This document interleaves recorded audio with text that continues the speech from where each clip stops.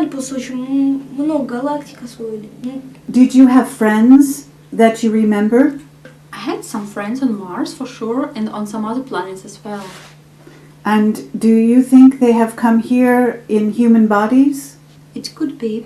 It could be. Have you met anyone else that you remember from your past? Не, ну встречался в прошлой жизни, да, но ¿Qué ocurriría si por alguna casualidad, y dado lo vastas que pueden llegar a ser las distancias temporales ahí arriba, la vida hubiera irrumpido en otra galaxia muy lejana con mucha más fuerza y velocidad, y nosotros fuéramos el primer planeta descubierto de entre todo su campo de visión estelar? ¿Y si alguien ya nos ha visto ahí fuera? A decir verdad, hay muchas personas que dicen ser de otro planeta, o que tuvieron encuentros extraterrestres, así que la posibilidad parece reavivarse. En el video de hoy vamos a conocer los más increíbles encuentros con extraterrestres. No te pierdas ningún caso. Boriska Kipriyanovich. A los 7 años, un niño ruso reveló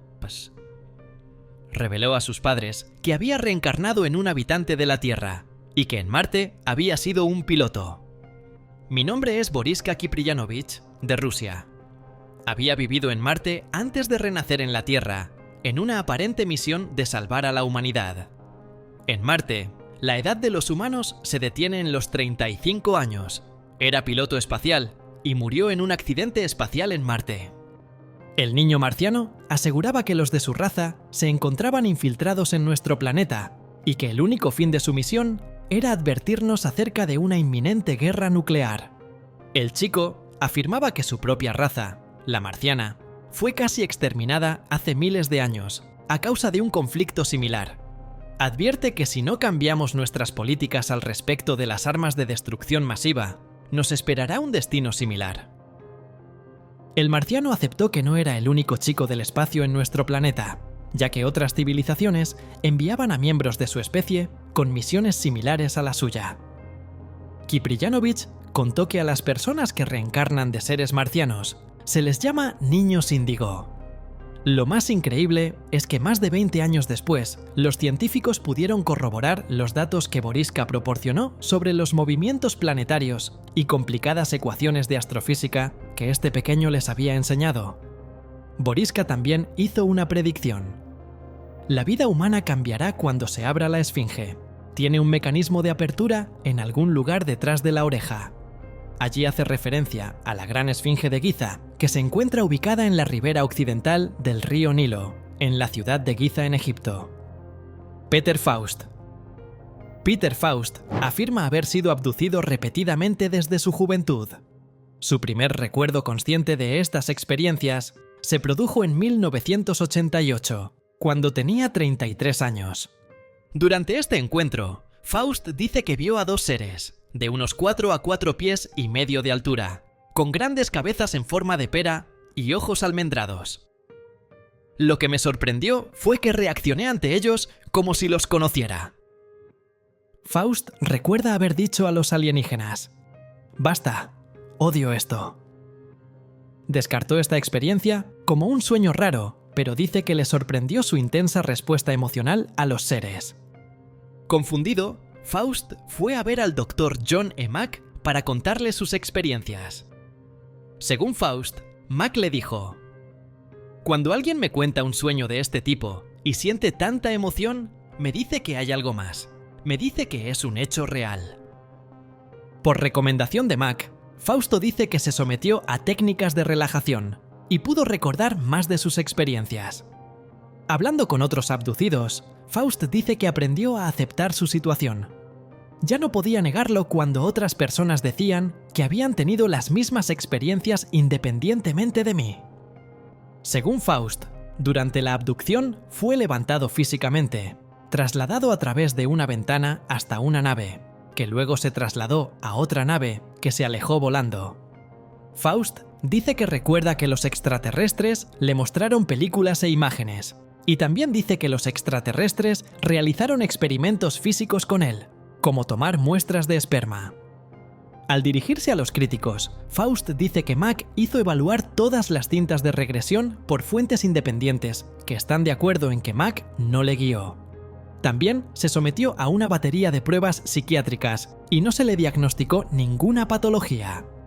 En cuanto a la afirmación de que los abducidos han sido contaminados por la cultura popular y la ciencia ficción, Faust dice: «Esa es una de las cosas que me asustó. No me interesaban los ovnis y sigo sin interesarme. No había ninguna razón para que tuviera estas experiencias y no he ganado nada con ellas». Elizabeth Clarer era una mujer respetable, nacida en Sudáfrica en 1910. Estudió música y meteorología en Inglaterra, antes de servir como piloto experta en la Royal Air Force. También trabajó para la inteligencia de las fuerzas aéreas sudafricanas, descodificando transmisiones secretas alemanas. No fue hasta 1950 cuando empezó a leer libros sobre ovnis. Fue entonces cuando empezó a tener recuerdos de su infancia que habían permanecido enterrados durante mucho tiempo. Recordó que a la edad de 7 años, ella y su hermana habían visto un disco plateado luminoso sobrevolando el campo. También vieron un planetoide de color rojo anaranjado brillante y con cráteres que pasó volando muy alto por el cielo. Estos primeros recuerdos llevaron a Clarer a interesarse por los ovnis, que se volvieron aún más extraños cuando tuvo la responsabilidad de investigar una remota colina rural a las afueras de Johannesburgo. Según los nativos zulúes, el ovni era en realidad un mítico pájaro relámpago de su tradición. Pero cuando Elizabeth Clarer llegó, se encontró con una nave espacial, que aparecía como un disco giratorio con una cúpula inmóvil en el centro. La nave emitía un zumbido, y ella afirmó haber visto a uno de sus ocupantes a través de un ojo de buey. Intentó acercarse, pero una ola de calor que salía de la nave la empujó. Clarer afirma que entonces empezó a tener comunicaciones telefónicas con una entidad que se hacía llamar Akon. Dijo que era del planeta Metón, en la región galáctica de Alpha Centauri. También dijo que era un miembro de la tripulación y científico a bordo de la nave espacial, así como que él era de hecho el ser que ella había visto a través del ojo de buey. Elizabeth Clarer pronto se obsesionó con todo aquello. Volvió a la colina varias veces con la esperanza de volver a ver la nave y a Akon. Finalmente, en 1956, vio la nave descender por la colina. Esta vez era diferente. Akon y su acompañante se revelaron a Clarer. Al parecer, los extraterrestres la invitaron a su nave y la llevaron a una nave nodriza mucho más larga, que al parecer tenía 8 kilómetros de longitud e incluía ciudades, parques, árboles, flores e incluso un lago. Esta nave nodriza, a la que llamó Nave Ciudad, tenía habitantes que parecían humanos, solo que eran más altos, más guapos, más considerados y amables, no agresivos ni violentos. Según Akon y los demás, se habían trasladado a Metón, desde Venus, cuando este se volvió inhóspito. Venus fue una vez habitable como la Tierra, vivo de vegetación, pero poco a poco se convirtió en un entorno hostil. La historia de Elizabeth se hizo muy popular en Estados Unidos porque llegó a afirmar que tuvo una relación con este extraterrestre. Alex Collier. Alex Collier sirvió como piloto de helicópteros en el ejército y habló con 2 extraterrestres en la década de 1980, según sus dichos. Afirma que fue llevado a una nave espacial, donde se vio obligado a usar un cinturón especial para que los alienígenas, conocidos como andromedanos, llamados Visaeus y Moroanai, pudieran hablar con él durante un período de 3 meses. Y durante su charla, que ha sido considerada como uno de los ejemplos más profundos de contacto entre alienígenas y humanos, ellos le revelaron cosas increíbles. La pareja le dijo que el universo fue creado hace 21.135 millones de años y contiene más de 135.000 millones de habitantes. Durante la charla, que se dio en Japón en 2007, afirmó que Visaeus tenía alrededor de 43.000 años y que Moroanai tenía 1.700 años. Afirma que le pusieron una pequeña tapa de metal en la cabeza que hizo que los monitores aparecieran en las paredes del interior de la nave, mostrando diferentes escenas de vidas, que según él eran todas sus vidas pasadas. Juan Pérez. Juan Pérez tenía apenas 12 años, un lejano 6 de septiembre de 1978, cuando tuvo su primer encuentro con extraterrestres. En ese momento vivía con su familia en una pequeña granja, ubicada a unos 7 kilómetros de Venado Tuerto, en Argentina. Y ese día en particular, su papá lo había mandado a buscar unos caballos. El chico obedeció, y fue cuando tuvo su primer encuentro extraordinario. De repente se me apareció una luz muy fuerte en el medio de la nada, en el medio del campo, repitió Juan hasta el cansancio en las distintas entrevistas que se le hicieron a lo largo de los años. En su investigación, Pérez Simondini, una de las expertas en el área, estuvo también en contacto con él y con su historia. Basada en esas conversaciones que tuvieron, relató a este medio.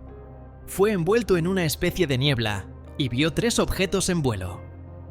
Asustado, él volvió a su casa, pero el padre no le creyó lo que vio. Entonces, Juan volvió a la estancia La Victoria para arriar a los animales y, al llegar, ya no vio luces en el aire, sino que se encontró con un ovni aterrizado. Ató su caballo en una especie de escalerilla, subió a la nave y vio 2 ocupantes de forma robotizada. Después intentó avanzar dentro del objeto, pero una suerte de pared invisible se lo impidió, por lo que el chico volvió sobre sus pasos y saltó del objeto a tierra nuevamente. Estaba desatando su caballo para irse cuando apareció uno de los seres junto a él, el más alto. Le agarró la mano y le dejó una marca. Juan Pérez tiene hasta el día de hoy esa marca. Desde aquel primer encuentro, Juan tuvo varios más. El último conocido fue hace 2 años, en plena pandemia de coronavirus. Betty y Barney Hill. Betty, una trabajadora social blanca, y Barney, empleado del correo estadounidense descendiente de etíopes, eran 2 vecinos respetados en la ciudad de Portsmouth, del estado de New Hampshire, donde vivían, asistían puntualmente a la iglesia y desarrollaban una intensa actividad comunitaria. A fines de agosto, emprendieron un viaje en auto que los llevó por las provincias de Ontario y Quebec, en Canadá, y después por diferentes lugares del interior del estado de Nueva York. La noche del 19 de septiembre volvían hacia Portsmouth en su Chevrolet Bel Air, modelo 57 por la Ruta 3, que atraviesa las montañas blancas de New Hampshire, cuando ocurrió el hecho que cambió para siempre sus vidas. Dentro del auto, Barney, Betty y su perrita Delcy viajaban con tranquilidad. Según su relato, era tarde en la noche y no había casi nadie en la ruta, cuando a la altura del pueblo de Grafton vieron un punto brillante en el cielo. Betty le dijo a Barney que tal vez fuera un satélite artificial, esos artilugios que el país estaba lanzando al espacio desde hacía unos pocos años, y le pidió a Barney que parara a un costado de la ruta para poder verlo mejor y, de paso, dejar que Delcy hiciera sus necesidades. Volvieron al auto y, avanzando a poca velocidad, siguieron la luz, que a su vez parecía seguirlos a ellos. En un momento, pareció aterrizar sobre la montaña Cannon, pero despegó de pronto y se acercó al auto rápidamente. Estaban a poco más de 1 kilómetro de Indian Head, un pequeño pueblo, cuando lo que había sido un punto luminoso descendió hasta unos 20 metros sobre el auto. Asustado, Barney frenó, casi enceguecido por la luz que llenaba todo el campo de visión del parabrisas. Vio una nave en forma de disco con ventanillas, a través de las cuales divisó entre 8 y 11 seres de forma humanoide que los miraban a ellos. Salieron disparados en el auto, mientras el objeto seguía sobre ellos hasta que desapareció. Entonces, escucharon una serie de sonidos mecánicos que hicieron vibrar el auto y después otros que parecían ser bips. Ni Betty y Barney recordaría después cómo llegaron a su casa. En 1964, durante un período de 6 meses, un neurólogo, Benjamin Simon, hipnotizó en varias sesiones por separado a Betty y a Barney. Fue entonces, en estado de hipnosis regresiva, que ambos recordaron casi lo mismo para llenar el bache desde que la nave desapareció, sintieron la vibración en el auto y llegaron a su casa. Un período que tenían borrado de sus conciencias. Según los relatos que hicieron, cuando el auto empezó a vibrar, fueron secuestrados por los tripulantes de la nave extraterrestre, que los sometieron a varias pruebas y les reprogramaron la mente para que no recordaran lo que les había ocurrido. Jorge Polanco. El 31 de julio de 1995 fue el turno del piloto de Aerolíneas Argentinas, Jorge Polanco. Aquel día, cuando ya llevaba casi 20 años de trayectoria, Polanco se cruzó con un ovni cuando se preparaba para aterrizar en Bariloche y, aterrorizado, intentó una maniobra de escape, pero el objeto lo persiguió durante 17 minutos. El expiloto dejó de volar en 2017 y guardó mucho tiempo, hasta que por fin entendió que no tenía que acreditar nada, ni convencer a nadie. No es que no me deja dormir, pero la imagen sigue siendo recurrente, asombrosa. La tengo en mente a diario, como así también a los 2 pilotos que me acompañaban en la cabina del avión. Estaban muertos, blancos, paralizados. Y si bien yo estaba choqueado, no podía dejar de prestarle atención al control del vuelo. Estaba por aterrizar en Bariloche y tenía la responsabilidad de 130 pasajeros. Fueron 17 minutos. 17 minutos con una luz poderosa sobre la ventana derecha de la cabina. Era un plato de unos 30 metros de diámetro, que estaría a unos 50 metros del avión. Me acompañó en la etapa de descenso hasta el aeropuerto. Marshall Applewhite. En 1975, Marshall Applewhite y su pareja Bonnie Nettles decidieron contactar a los extraterrestres. Y no solo ellos, sino que buscaron seguidores que pensaran del mismo modo. Applewhite creía en la teoría de los antiguos astronautas, la cual afirma que los extraterrestres visitaron a la humanidad en el pasado, instalaron a los humanos en el planeta, y que en un tiempo indefinido regresarán para recoger a unos pocos selectos. Applewhite y Nettles habían adoptado los nombres Bo y Pip. Tenían alrededor de 70 seguidores y se veían a sí mismos como pastores ocupados con su rebaño. En 1983, Nettles se sometió a una operación para la extirpación de un ojo, como resultado de un cáncer diagnosticado varios años antes. Vivió 2 años más y finalmente falleció en el año 85. Applewhite les dijo a sus seguidores que había viajado al siguiente nivel, ya que su energía era demasiada para permanecer en la Tierra. Para emprender este viaje, debió abandonar su cuerpo. Después de la muerte de Nettles, Applewhite también alteró su punto de vista sobre la elevación. Dejó de enseñar que viajarán en forma física desde la Tierra, y a partir de entonces, el duelo lo obligó a aceptar que la ascensión podía ser meramente espiritual. Más tarde, llegó a la conclusión de que su espíritu había viajado a una nave espacial y había recibido un cuerpo nuevo, y que les pasaría lo mismo a sus seguidores. A finales de marzo de 1997, el grupo se aisló y grabó declaraciones de despedida. En un video se lo ve a Applewhite, quien califica quitarse la vida como la salida final del grupo. En el mensaje, aseguraba que odiaban este mundo con toda honestidad. Los integrantes de la secta creían realmente que eran extraterrestres. Entregaron todas sus pertenencias. Incluso los hombres se dejaron castrar. En vísperas de su fin, bebieron jugo de limón a fin de purificar su cuerpo. Los 39 cadáveres fueron encontrados el 26 de marzo de 1997 en una localidad del municipio de Rancho Santa Fe, al norte de San Diego, en el estado de California. Su muerte la causó una sobredosis del conocido barbitúrico llamado fenobarbital, mezclado con jugo de manzana y vodka. Nina Kulagina. Nina Kulagina fue una mujer que ayudó al Ejército Rojo y a la Unión Soviética durante la Guerra Fría, y que participó en una serie de investigaciones en el área psíquica. Tenía apenas 14 años cuando los soldados nazis atacaron su ciudad, por lo que tanto ella como sus hermanos y su papá debieron alistarse como soldados para enfrentar aquel escenario, en el cual apenas tenían comida para sobrevivir, y las bajas temperaturas entumecían los huesos de los reclutas. Kulagina sirvió a su nación como operadora de radio de un tanque en el campo de batalla, e incluso su desempeño la llevó a obtener un grado como sargento. Pero fuera de sus reconocimientos militares tradicionales, también fue reconocida por sus habilidades psíquicas. Su familia aseguró que tenía la habilidad de predecir qué había dentro de los bolsillos de otras personas, mientras que según relatos de los médicos que la atendieron cuando estuvo en un hospital por una crisis nerviosa en 1964, También podía seleccionar los colores de hilo que quería para tejer, sin necesidad de mirar dentro del cesto.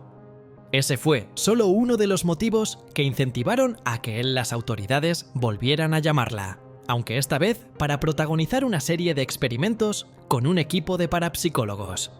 Uno de ellos fue en marzo de 1970, cuando le pidieron que intentara elevar el ritmo cardíaco de un médico, quien se encontraba en la misma sala que ella. Ambos estaban conectados a un sistema que medía sus ritmos cardíacos. El resultado desconcertó a los presentes, ya que Kulagina habría acelerado los latidos de su corazón hasta el punto en que los especialistas prefirieron detener la prueba, debido a que habían alcanzado una frecuencia demasiado veloz, que podrían haberle generado la muerte. Aquellos poderes de psicoquinesis la convirtieron en una de las mujeres más recordadas de la historia soviética, y a pesar de que las opiniones respecto a su figura eran y siguen siendo divididas, incluso el Departamento de Defensa de Estados Unidos optó por seguir las investigaciones en torno a ella, tras recibir un video de la escena descrito anteriormente. John Mooner. El nombre de la siguiente historia es John Mooner, de origen británico y de profesión ufólogo. Actualmente es el investigador jefe de World UFO Photos, una web que recibe fotos misteriosas de todo el mundo para investigarlas, y también trabaja para la Sociedad Británica de Misterios Terrestres y Aéreos. Corría el año 1993 y Mooner paseaba por las calles del pueblo británico a plena luz del día. Lo que no esperaba era que de pronto se plantara frente a él una criatura con alas y unos enormes ojos rojos. Mooner asegura que todavía se estremece cuando lo recuerda. Era Mothman. Este ser lanzó una enorme sombra negra sobre Mooner y desapareció en la distancia, sobrevolando la ciudad. Según cuenta el británico, se quedó en estado de shock, temblando y paralizado por el miedo. No fue capaz de reaccionar. Desde entonces, su vida cambiaría por completo. John Mooner comenzó a llevar su rutina diaria de forma completamente diferente a los demás. Experimentaba fenómenos paranormales casi a diario. Mooner asegura que lo secuestraron los extraterrestres e incluso afirma que Google Earth captó el momento. Además, según él, los extraterrestres habrían establecido bases en la parte posterior de la Luna, por lo que les resultaría más sencillo visitar nuestro planeta en busca de material genético. Al parecer, estarían en posesión de tecnología de camuflaje, por lo que podrían estar entre nosotros. El hombre de Tauret. Este incidente ocurrió en julio del año 1950, aunque otras fuentes dicen que fue en el 54, cuando un hombre arribó al aeropuerto de Haneda, o Aeropuerto Internacional de Tokio. Al momento de pasar por el área de documentación, afirmó que provenía de un país desconocido llamado Tauret. Se le describe como un hombre caucásico con barba, que hablaba principalmente francés, pero también japonés y muchos otros idiomas. Lo misterioso del asunto es que cuando las autoridades lo cuestionaron acerca de su lugar de procedencia y su pasaporte, el hombre les dijo que su nación de origen estaba situada entre Francia y España, y que dicho país tenía 1000 años de existencia. Las autoridades del aeropuerto le mostraron un mapa, y el hombre de Tauret señaló la zona ocupada por el Principado de Andorra. A partir de ese momento, comenzó una severa discusión entre los oficiales japoneses, que insistían en que Tauret no existía, y el viajero, que argumentaba lo contrario de manera airada. Cansados de la historia, las autoridades se llevaron detenido al sujeto. En vez de llevarlo a alguna comisaría, lo condujeron a un hotel cercano para que pasara la noche. Aquí viene otro dato curioso. El hotel se trataba del sitio donde supuestamente el hombre hizo reservación antes de llegar a Japón. Los empleados afirmaron en todo momento que no se tenía ninguna reservación para el misterioso caballero. 2 guardias se quedaron afuera de la habitación para vigilar que no escapara. Sin embargo, a la mañana siguiente, se dieron cuenta de que el hombre ya no estaba. Tampoco estaban sus documentos personales, que podrían haber servido como prueba de la validez de la historia, ni su equipaje.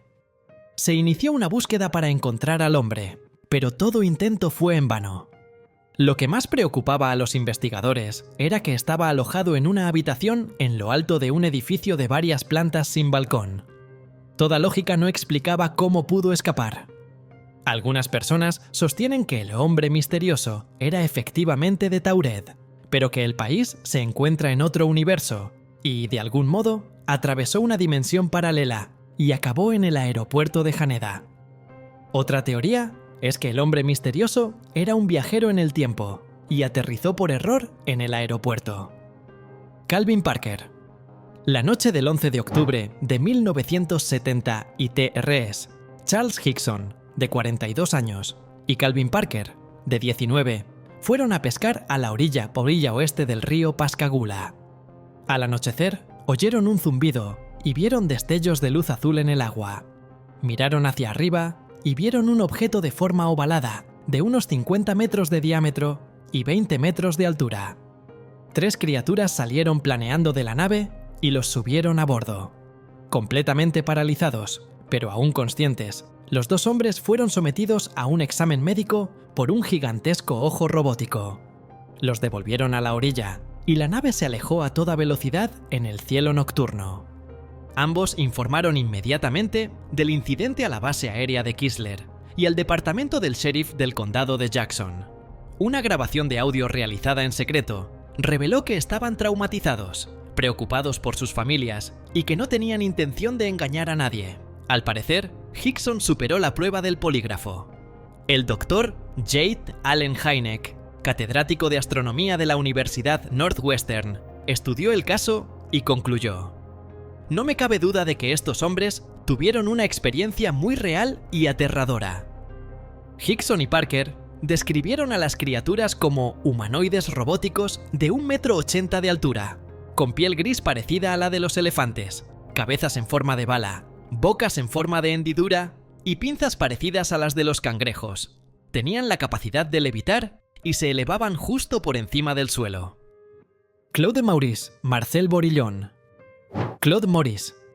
Marcel Borillon, llamado luego Claude Seller y después Rael, es el fundador del movimiento raeliano, un grupo de personas que cree en los extraterrestres y que estos implantaron la vida en la Tierra.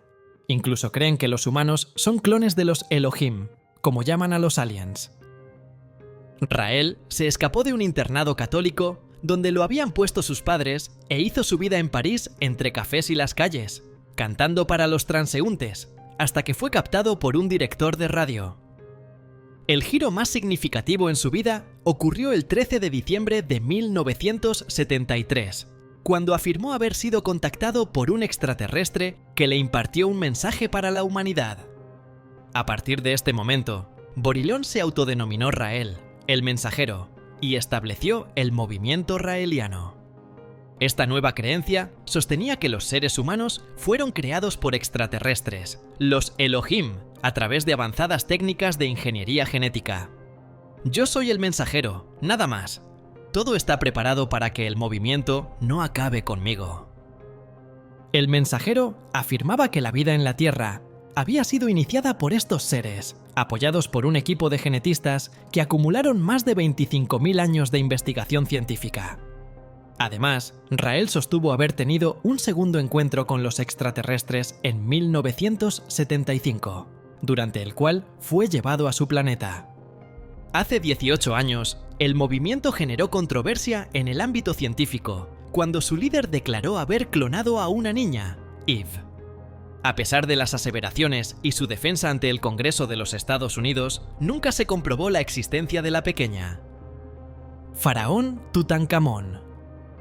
Howard Carter, el descubridor de la tumba de Tutankamón en el Valle de los Reyes, en 1992, en su obra La tumba de Tutankamón, describió su asombro cuando descubrió entre las vendas que cubrían la momia del faraón la famosa daga de hierro meteórico, que acompañaba al soberano como si de una de sus más preciadas posesiones se tratara.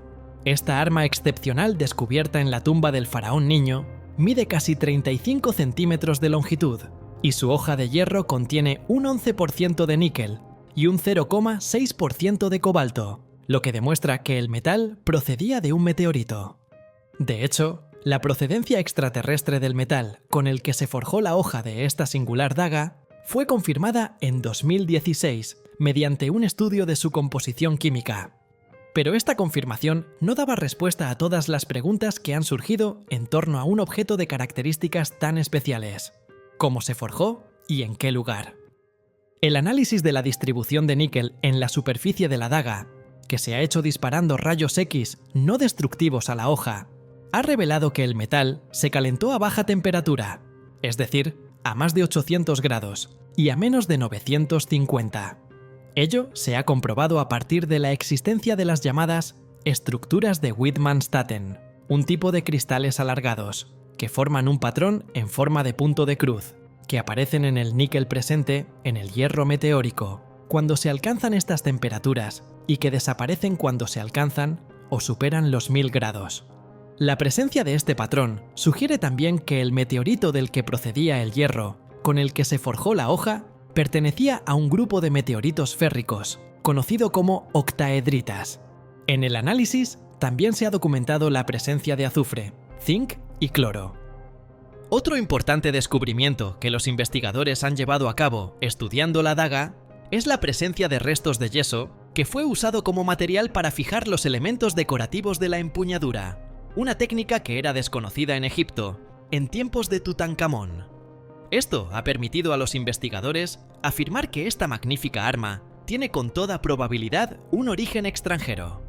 Los investigadores creen que el origen de la daga puede rastrearse a través del estudio de la correspondencia diplomática de la época, las conocidas como Cartas de Amarna, un archivo de tablillas de arcilla descubierto en la ciudad de Amarna, la capital fundada por el faraón Akenatón.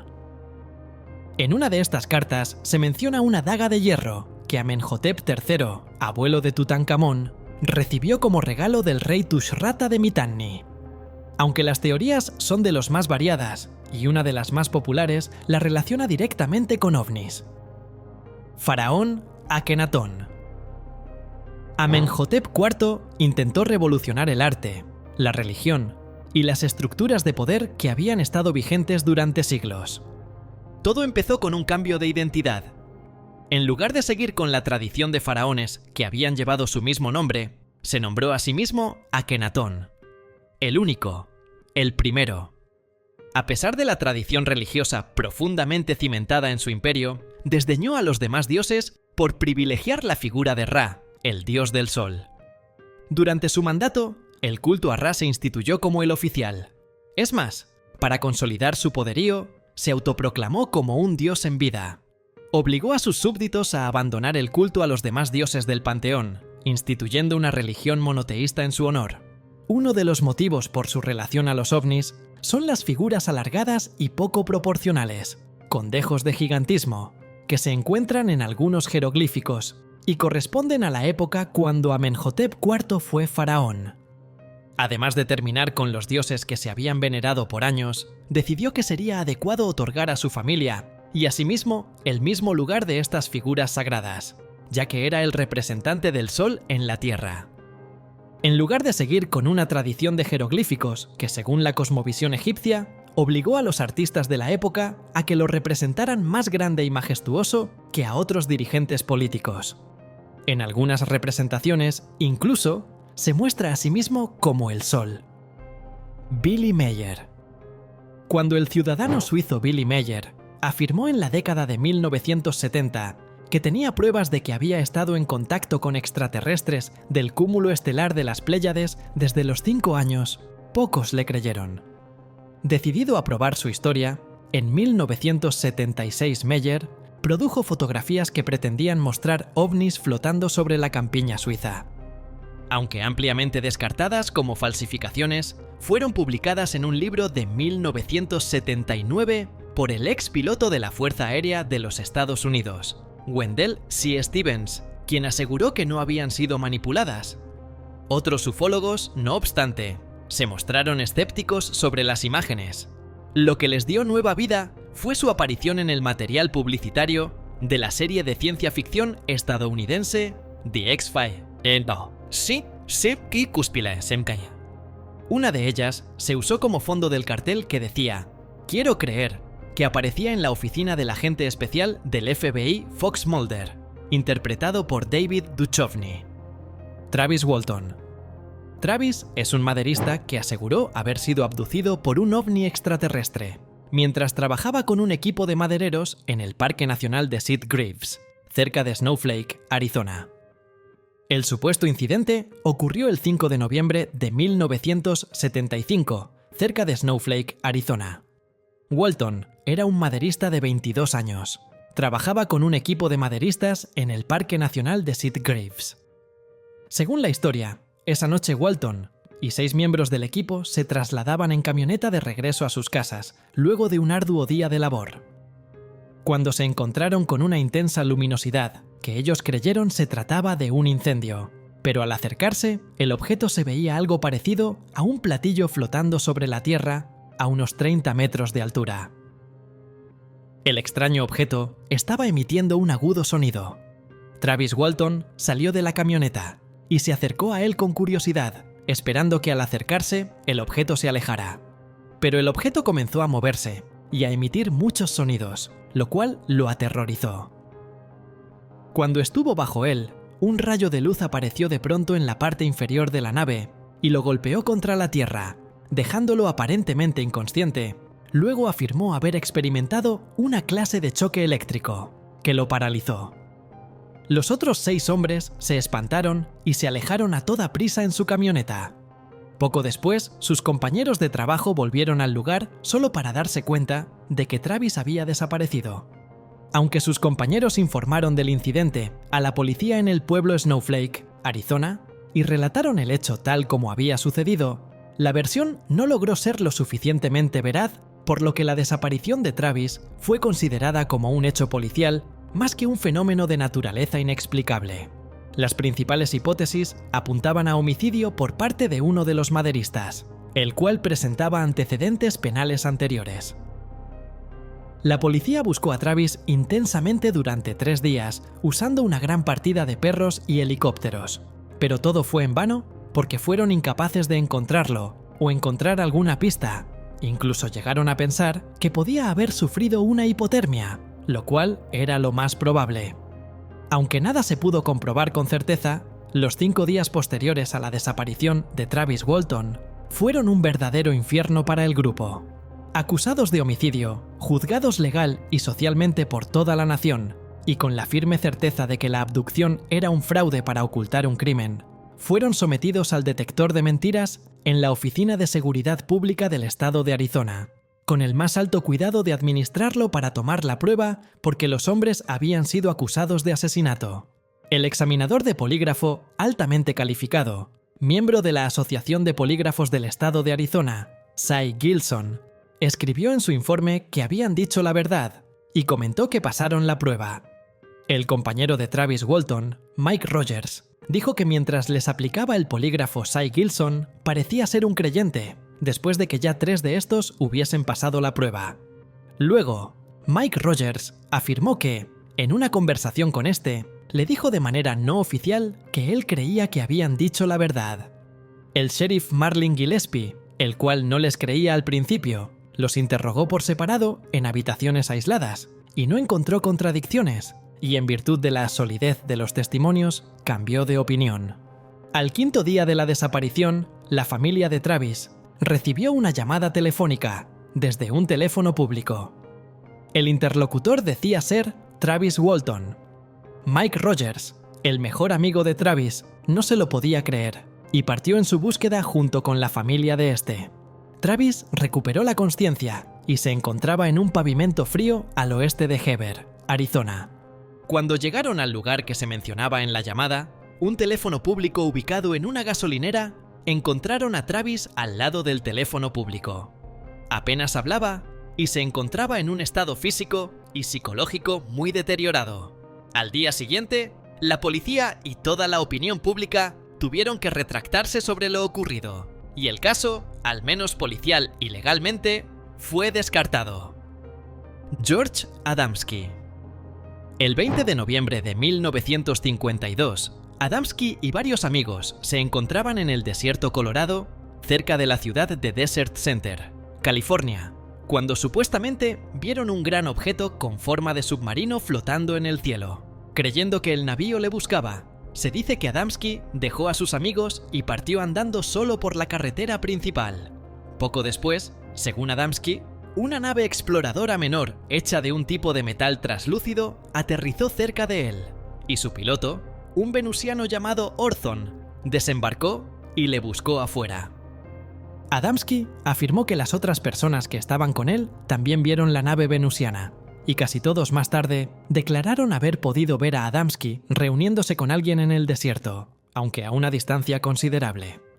Adamski describió a Orthon como un humanoide de estatura media, con cabello rubio largo y la piel bronceada que llevaba zapatos marrón rojizos. Aún así, Adamski añadió que sus pantalones no eran como los míos. Adamski dijo que Orthon se comunicó con él vía telepatía y mediante señales manuales. Durante la conversación, Orthon supuestamente advirtió de los peligros de la guerra nuclear, y Adamski más tarde escribió que la presencia de este habitante de Venus era como un abrazo tibio de gran amor y comprensiva cordura.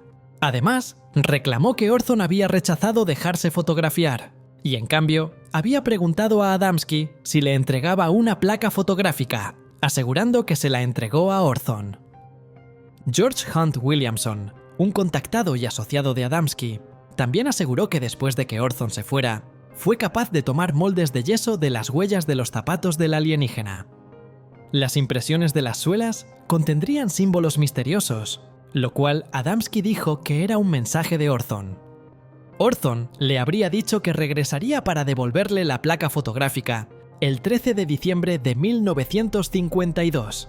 Cuando Adamski la recogió, aseguró haber encontrado en ella más símbolos extraños. Fue durante este segundo encuentro que Adamski tomó una fotografía ahora famosa de la nave exploradora venusiana de Orthon desde su telescopio. Luego de conocer estos casos, cuéntanos, ¿qué opinas sobre ellos? ¿Crees que alguno puede ser real? Te leemos en los comentarios.